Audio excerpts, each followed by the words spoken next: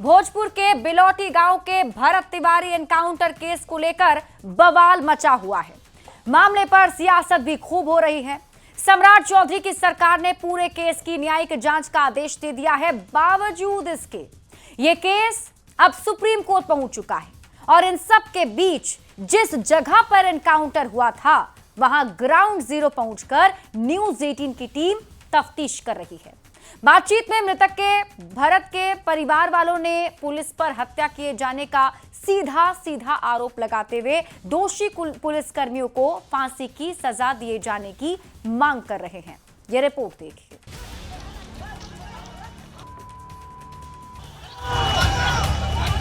हमारे का अधिकार के दी है पुलिस के। सरेंडर हो जाने के बाद तो प्रश्न नहीं उठता है। लापरवाही जो है इस परिप्रेक्ष्य में सामने आई है। सफाई अभियान चलता रहेगा, गलतफहमी मत रखना। तारीख 17 जून, जगह बिलौटी गांव, भोजपुर। भोजपुर के शाहपुर के बिलौटी गांव में हुए पुलिस एनकाउंटर के 6 दिन बाद भी भरत भूषण तिवारी की मौत का मामला शांत होता नजर नहीं आ रहा। पुलिस की भूमिका को लेकर लगातार सवाल उठ रहे हैं और मामला अब सुप्रीम कोर्ट तक पहुंच गया है। एनकाउंटर की निष्पक्ष जांच और पीड़ित परिवार को इंसाफ के लिए सुप्रीम कोर्ट में 2 याचिका दायर की गई है। पहली याचिका वकील नरेंद्र मिश्रा ने दायर की है, जबकि दूसरी याचिका वकील विशाल तिवारी ने दाखिल की है। न्यूज 18 भी लगातार केस की पड़ताल में जुटा है। सम्राट सरकार ने मामले की उच्च स्तरीय न्यायिक जांच के आदेश दिए हैं। हाईकोर्ट के रिटायर्ड जज केस की जांच करेंगे, पर जिनके बेटे की जान पुलिस एनकाउंटर में चली गई, उन मां बाप ने न्यूज 18 पर एनकाउंटर की पूरी कहानी बताई और पुलिस पर जानबूझकर भरत की हत्या किए जाने का गंभीर आरोप लगाते हुए दोषी पुलिसकर्मियों के लिए फांसी की मांग की। आशा देवी और काशीनाथ तिवारी ने कहा कि उनके बेटे को सरेंडर करने का पुलिस ने कोई मौका तक नहीं दिया। पुलिस कहता कि माने तहार दिमागी हालत ठीक ना रहे, ओकरा के मारे के अधिकार के दिया है। ओकरा तो मारे के अधिकार नहीं है, ओकरा के इलाज कराई ना तो हमनी पर सौंपी जाके इलाज कराइए, हम जाके इलाज कराती हूँ। सरेंडर हो जाने के बाद तो प्रश्न नहीं उठता है। बड़े बड़े क्रिमिनल भी देखते हैं किस तरह के करते हैं, तो उनको भी नहीं काउंटर किया जाता है। ये तो मान ली कि मामूली सा एक मामूली सा मान के एक ठो माने उपकार करने के लिए व्यक्ति था। वैसे इस मामले में बिहार के एडीजी लॉ एंड ऑर्डर ने भी पुलिस की गलती मानते हुए कहा है कि भरत केस को हैंडल करने में पुलिस से गलती हुई।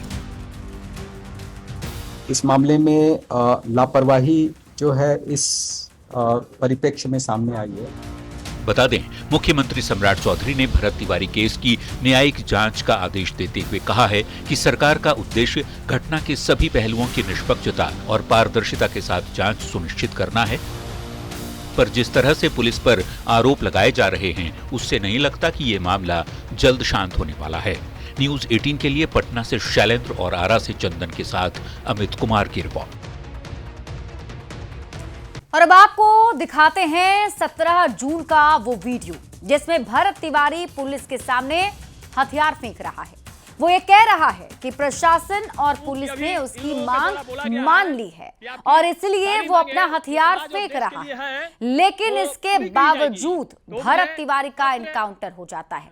आप भी ये वीडियो देखिए। कोई समस्या नहीं है, लेकिन उसके बाद अगर ये सब कोई चालाकी किया तो उसके बाद तो बहुत प्रॉब्लम हो जाएगा। इसी के साथ मांगे पूरी होने का संभावना अब दिख रहा है और समाज में और देश में बदलाव आने का भी संभावना दिख रहा है यहीं से। तो चलिए हथियार रख दिया जाता है, फेंक दें। रुकिए, लीजिए, हथियार इनको दे दिया गया। तो भरत तिवारी के एनकाउंटर मामले पर पुलिस ने अपनी चूक भी मान ली है। एडीजी लॉ एंड ऑर्डर ने कहा कि पुलिसकर्मियों से भरत तिवारी को हैंडल करने में गड़बड़ी हो गई और इस मामले में एक एसएचओ, 2 एएसआई और 1 एएसआई और 2 सिपाही को निलंबित भी किया गया है। मामले की जांच शाहाबाद डीआईजी को सौंपी गई है। तो अस्पताल में जांच करने वाले डॉक्टर का कहना है कि भरत का ब्लड प्रेशर और पल्स काफी कम था। भरत की हालत बेहद गंभीर बनी हुई थी। नाजुक हालत में प्राथमिक उपचार के बाद पटना रेफर किया गया। सभी जो गोलियां हैं वो पैर और निचले हिस्से में ही लगी थी। ऐसे में भरत तिवारी के एनकाउंटर को लेकर कई सवाल हैं जो उठ रहे हैं। भरत तिवारी का एनकाउंटर किया गया या हत्या हुई? परिजनों का साफ कहना है कि भरत ने सरेंडर किया, फिर भी गोली मार दी गई। ग्रामीणों का भी कहना है कि उसे 5 गोली मारी गई है, जबकि पुलिस का कुछ और ही कहना है। बड़ा सवाल यह भी है, क्या आरोपी पुलिस वालों पर हत्या का मामला दर्ज होगा? ये वो तमाम सवाल हैं जो उठ रहे हैं। भोजपुर के भरत एनकाउंटर की न्यायिक जांच के लिए सीएम सम्राट चौधरी ने आदेश दे दिए हैं। हाईकोर्ट के रिटायर्ड जज मामले की जांच करेंगे और फैसले के बाद पीड़ित परिवार ने सीएम पर भरोसा जताया है। पूरे परिवार की सही तरीके से निष्पक्ष जांच की मांग है ताकि उनके बेटे को इंसाफ मिल सके। परिजनों ने पुलिस पर जानबूझकर भरत को मारने का आरोप लगाया और दोषी पुलिस जवानों अधिकारियों पर केस दर्ज करने की मांग की।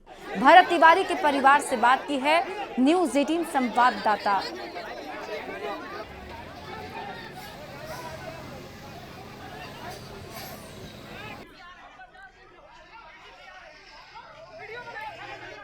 देखिए, भरत एनकाउंटर में एक एसएचओ, 2 एसआई और 1 एएसआई, 2 सिपाही को निलंबित किया गया है। पुलिस हेडक्वार्टर ने एसएचओ राजेश मालाकार को सस्पेंड किया है। एसआई अंकित आर्यन और हरीश चंद्र कुमार को सस्पेंड किया गया है। एएसआई रामा शंकर यादव को भी सस्पेंड किया गया है। इसमें महिला सिपाही मीरा कुमारी को भी सस्पेंड किया गया है और इन सभी पर आरोप है कि भरत तिवारी के मामले को इन लोगों ने सही तरीके से हैंडल नहीं किया। आरोपी ने पुलिस को खुली चुनौती दी लेकिन उसे गिरफ्तार नहीं कर पाए। इससे पुलिस की गरिमा को ठेस पहुंची है और इस पर कार्रवाई की गई है। भरत तिवारी के एनकाउंटर पर लगातार सवाल उठ रहे हैं। इस बीच जितन राम मांझी का भी बड़ा बयान सामने आया है। जितन राम मांझी ने कहा कि पुलिस ने कोई बर्बरता नहीं की है, जो अपराधी हथियार उठाएगा उस पर कार्रवाई होगी। पुलिस ने ठीक किया है। जितन राम मांझी ने कहा कि अगर कोई अपराधी पुलिस या किसी व्यक्ति पर रिवॉल्वर तानता है तो उसे खुली छूट नहीं दी जा सकती। अगर कोई हम पर पिस्टल तानेगा तो हम कैसे उसे छोड़ देंगे। मैं कहता हूं कि हम पर कोई रिवॉल्वर लहराए तो हम छोड़ दें, उसको कैसे छोड़ें। और इसका नतीजा हुआ कि बहुत से एएसआई और लोग, पुलिस लोग मारे गए हैं। तो पुलिस मारा जाए तो बहुत अच्छा, लेकिन अगर कोई आदमी मारा जाए या रूप में उनको अगर इंजर्ड किया जाए तो बहुत खराब। तो मैं समझता हूँ दुनिया लोग कह रहा है, कहते रहे। हमारा कहना है कि वहाँ पर पुलिस ने कोई बर्बरता नहीं की है। और सबसे बड़ी बात यह है कि सम्राट चौधरी जो मुख्यमंत्री बिहार के हैं, उन्होंने न्यायिक जांच गठित कर दिया है। अब इसके बाद किसी को कहने का क्या उचित है। बिहार में पुलिस के एनकाउंटर पर सवाल उठ रहे हैं और इस बीच सीएम सम्राट चौधरी ने एक बार फिर से अपराधियों को चेतावनी दे दी है कि बिहार में सफाई अभियान चलता रहेगा। अब सीएम के बयान पर आरजेडी ने सवाल खड़े कर दिए हैं। ये रिपोर्ट आपको दिखाते हैं। आरा में भरत तिवारी के एनकाउंटर को लेकर बिहार में सियासत गर्माती जा रही है और इस बीच सीएम सम्राट चौधरी का एक और बयान सामने आ गया, जिसने एनकाउंटर पर पहले से भड़की आग को और हवा दे दी। सीएम सम्राट ने कहा है कि बिहार में सफाई अभियान जारी रहेगा, अपराधियों को बिहार छोड़ना ही होगा। अपराधी हर हालत में जाएगा, उसको बिहार छोड़ना होगा, कोई रोक नहीं सकता है। अपराधी के लिए कोई जगह नहीं है।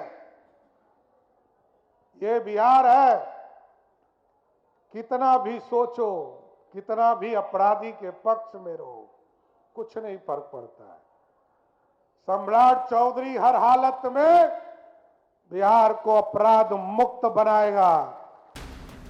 सीएम सम्राट का बयान आते ही आरजेडी ने पलटवार करने में देरी नहीं की और कहा कि एनकाउंटर से क्राइम कंट्रोल नहीं किया जा सकता, इसके लिए संविधान में कानून बना हुआ है। देखिए, माननीय मुख्यमंत्री जी जिस सफाई की बात कर रहे हैं, 21 वर्षों से तो एनडीए की सरकार है बिहार में, कितना गंदगी जमा किया था। क्यों अपराध बेलगाम है, अपराधियों का मनोबल क्यों बढ़ा हुआ है। फर्जी इनकाउंटर से अपराध कम नहीं होते हैं, एक कानून बना हुआ है। अपराध का सफाया बनाम एनकाउंटर की सच्चाई की सियासत बिहार में गरमाई हुई है। विवादों में चल रही बिहार पुलिस अब आगे किस तरह कार्रवाई करती है, इस पर सबकी नजर होगी। पटना से संवाददाता शैलेंद्र कुमार के साथ ब्यूरो रिपोर्ट, न्यूज़ 18। सीएम सम्राट चौधरी ने लालू परिवार पर भी बड़ा हमला बोला है। सम्राट चौधरी ने बंगले और सुरक्षा पर चल रही सियासत के बीच लालू परिवार को खरी खरी सुना दी। सम्राट चौधरी ने लालू परिवार के दिल्ली से लेकर महुआ बाग तक के बंगले को भी गिना दिया। सम्राट चौधरी ने बिना नाम लिए लालू प्रसाद को खलनायक भी बताया। सम्राट चौधरी के इस बयान के बाद से सियासत सुलग गई है।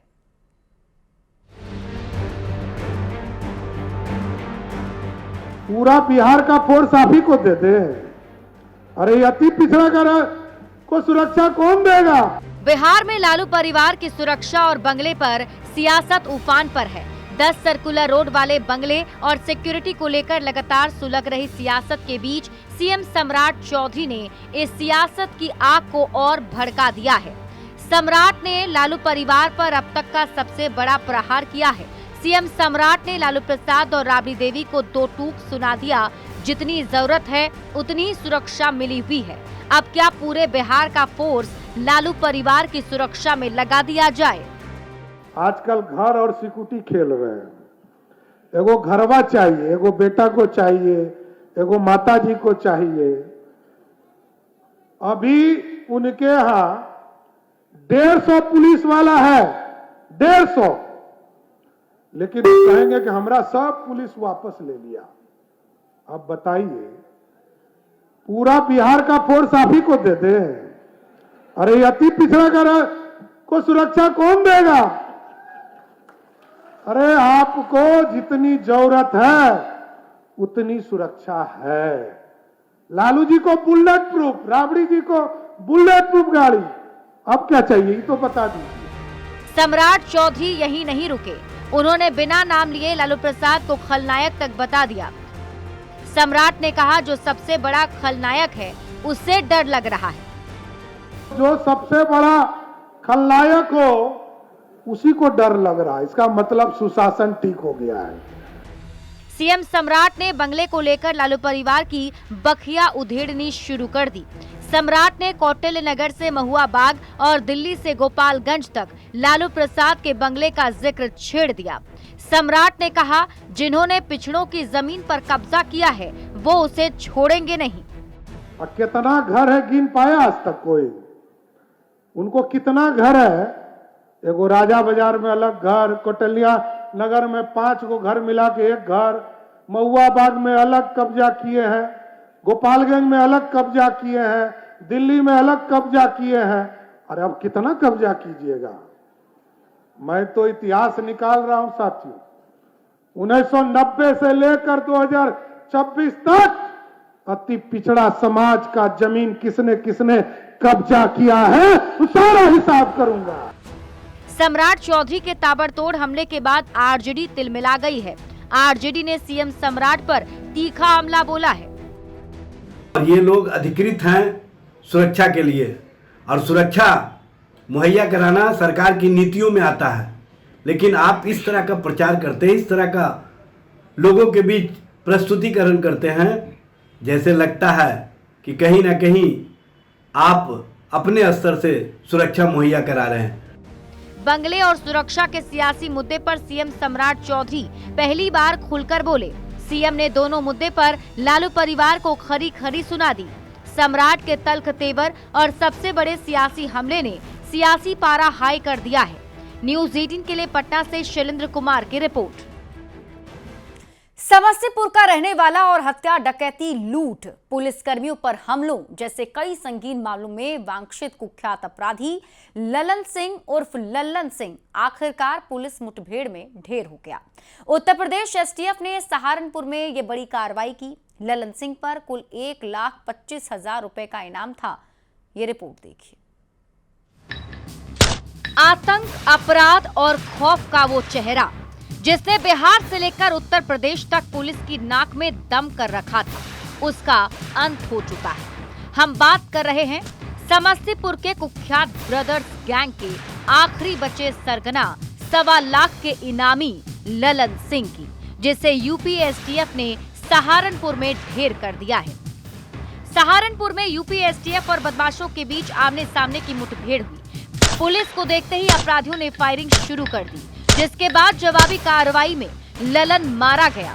हालांकि अंधेरे और घने जंगल का फायदा उठाकर उसका एक साथी फरार होने में कामयाब रहा, जिसकी तलाश में पुलिस लगातार छापेमारी कर रही है। सहारनपुर में काउंटर हो गया, वो बोला कि मादी लग रहा बोला। ललन से बातचीत वगैरह होता था आपको? नहीं, हमारे से बातचीत में। कितने बाल बच्चे हैं उनके? 2। कब शादी हुआ था उनका? शादी हुआ था ढेर दिन। लगभग कितना दिन से आपके गांव नहीं आए घर? यहाँ नहीं है भाई, यहाँ नहीं है। दरअसल ललन सिंह मूल रूप से समस्तीपुर के मोहिउद्दीन नगर थाना क्षेत्र के आनंद गोलवा गांव का रहने वाला था। बिहार में इसके आतंक का अंदाजा इसी बात से लगाया जा सकता है कि इस पर 2 सब इंस्पेक्टर, एक बैंक कैशियर और एक सिक्योरिटी गार्ड समेत कुल 7 लोगों की हत्या के संगीन मामले दर्ज थे। ललन सिंह और उसके भाई इलाके में ब्रदर्स गैंग के नाम से मशहूर थे, जो पुलिस कर्मियों को भी निशाना बनाने से हिचकते नहीं थे। ललन सिंह के प्रमुख आपराधिक मामले क्या हैं, वो भी जान लीजिए। बिहार में 2 सब इंस्पेक्टर की हत्या का मामला दर्ज है। हथियार लूटने की कई घटनाओं में उसका नाम है। बैंक कैशियर और सिक्योरिटी गार्ड की हत्या की है। बिहार में कुल 7 हत्याओं के मामले दर्ज हैं। कई जिलों में बैंक लूट और डकैती की घटना को अंजाम दिया है। 2022 में बाढ़ में बैंक लूट की बड़ी घटना को अंजाम दिया था।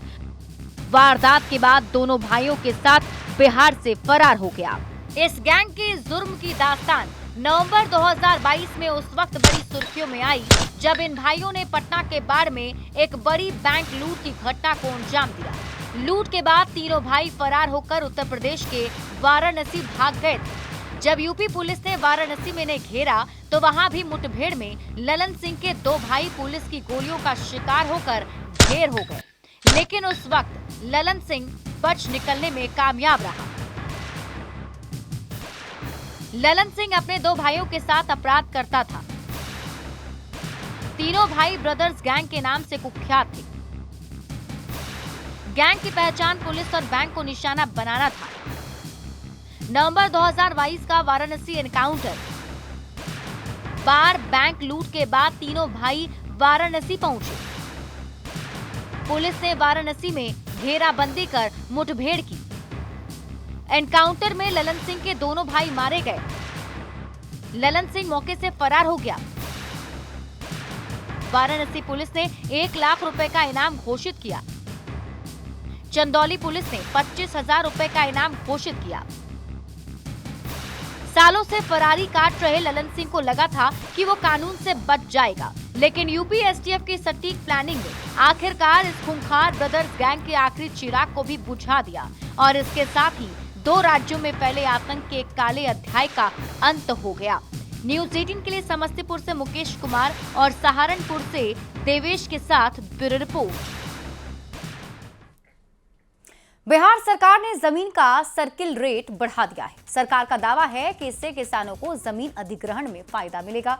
वहीं रियल एस्टेट कारोबारी इस फैसले से चिंतित दिख रहे हैं। आपको ये रिपोर्ट दिखाते हैं। बिहार सरकार ने जमीन और फ्लैट की रजिस्ट्री के लिए मिनिमम वैल्यू रजिस्टर यानी सर्किल रेट को बढ़ा दिया है। नया सर्किल रेट तत्काल प्रभाव से लागू हो चुका है। सर्किल रेट बढ़ने के बाद शहरी क्षेत्रों में जमीन की दर लगभग 2 गुनी हो गई है, जबकि ग्रामीण इलाकों में इसे 1.6 गुना बढ़ा दिया गया है। सरकार ने स्टैंप ड्यूटी में भी 1% का इजाफा किया है। सर्किल रेट बढ़ाने की घोषणा के बाद रियल एस्टेट से जुड़े लोग परेशान हो गए हैं। रियल एस्टेट कारोबारियों का कहना है कि जमीन खरीदना और बेचना अब दोनों ही मुश्किल हो सकता है। आपने कंस्ट्रक्शन कॉस्ट का रेट कर दिया डबल, तो वो हो गया 11,000। जमीन का कंपोनेंट जो 2.5 करोड़ रुपए कट्ठा है वो चला जाएगा आपके उसी अनुपात में। वो करीब करीब पता चलेगा कि आपने मोटा मोटी 8,000 या 10,000 रुपए स्क्वायर फीट वो आ गया, तो क्या 22,000 सर्कल रेट होगा फ्लैट का? लोग खरीद पाएगा? वहीं सर्किल रेट बढ़ाने को लेकर सरकार का दावा है कि इसका फायदा किसानों और जमीन मालिकों को होगा, जिनकी जमीन सरकार खरीदने वाली है। बिल्डिंग बायलॉज आने के बाद रियल एस्टेट से जुड़े लोगों की भी समस्या दूर हो सकती है। जो आपने पर्टिकुलर प्रश्न आपने पूछा रियल एस्टेट को लेके, मैं कहूंगा कि कुछ दिन आप रुक जाएं। बिल्डिंग बायलॉज में व्यापक संशोधन लेके हम लोग आ रहे हैं। अभी वो ड्राफ्ट प्रस्ताव है जो पब्लिक डोमेन में है, बहुत सारे सुझावें हम सब लोग को आ रही हैं। वहीं निबंधन मंत्री मदन सहनी का कहना है कि पिछले 13 साल में बिहार में सर्किल रेट नहीं बढ़ा है और सरकार ने इसे देखते हुए ही ये फैसला लिया है। सर्किल रेट का बढ़ना बिहार की जनता के हित में है। जमीन में जो किसान के हैं, जो भी जमीन के मालिक हैं, तो उनको भी तो ग्रामीण क्षेत्र में 1.6 मतलब 1.5 गुना से ज्यादा की राशि उनको मिलेगी। तो पहले तो हजारों एकड़ जमीन जो सरकार अधिग्रहण करने जा रही है, तो उसका भी तो हम लोग बढ़े हुए रेट से ही उनको भुगतान करेंगे। बिहार की नई सरकार का निर्माण कार्य पर विशेष फोकस है। सैटेलाइट टाउनशिप के सहारे बिहार की तस्वीर बदलने की कोशिश हो रही है। ऐसे में सरकार को रियल एस्टेट से जुड़े लोगों की समस्याओं से भी अवगत होना होगा, ताकि ऐसे फ्लैट बने जो आम से लेकर खास लोगों के लिए खरीदना आसान हो। सर्किल रेट बढ़ने के बाद बिल्डर की भी मनमानी बढ़ेगी। सरकार को इस पर भी नजर रखनी होगी।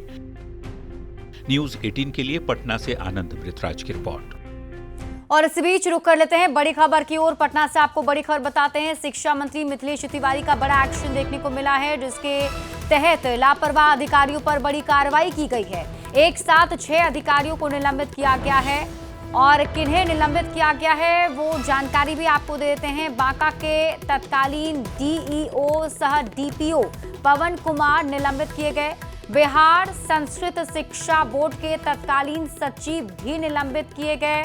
राजेश कुमार को लापरवाही के आरोप में निलंबित किया गया है। सुपौल के तत्कालीन डीईओ रामाशीष महतो निलंबित हुए हैं। शिक्षक नियुक्ति में गड़बड़ी का आरोप है इन पर। मधुबनी के मधेपुर बीईओ मर्जीना खातून भी निलंबित की गई हैं। मर्जीना खातून एसएलसी के नाम पर घूस ले रही थी। न्यूज 18 संवाददाता रजनीश कुमार अधिक जानकारी के साथ जुड़ गए हैं। रजनीश, अब लगातार अधिकारियों पर कार्रवाई देखने को मिल रही है और शिक्षा विभाग में बड़ी कार्रवाई।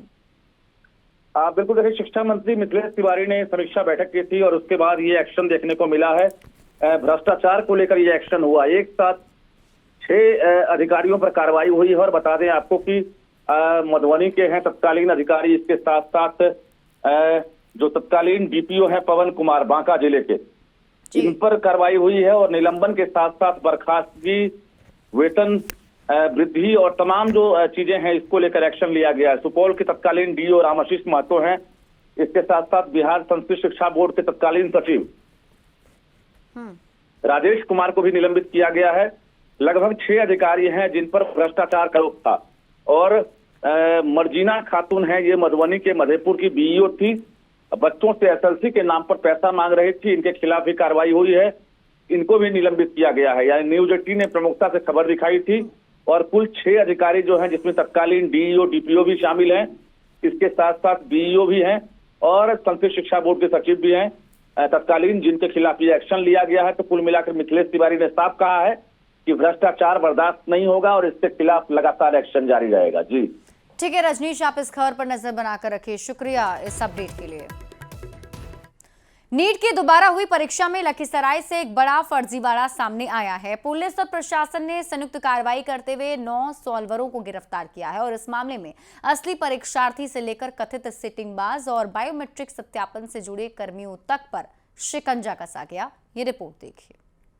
नीट में चीट करने का था इंतजाम, पुलिस ने कर दिया काम तमाम। बायोमेट्रिक मशीन में करते थे झोल, पुलिस ने खोल दी पूरी पोल। डॉक्टर बनने का देख रहे थे ख्वाब, सलाखों के पीछे मिलेगा जवाब।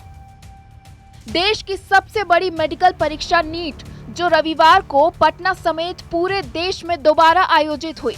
नीट परीक्षा के दौरान लखीसराय से धोखाधड़ी की एक ऐसी खौफनाक साजिश सामने आई है जिसने पूरे सिस्टम को हिलाकर रख दिया है। लखीसराय में पुलिस और प्रशासन ने मिलकर कुल 9 सॉल्वरों को रंगे हाथ धर दबोचा है।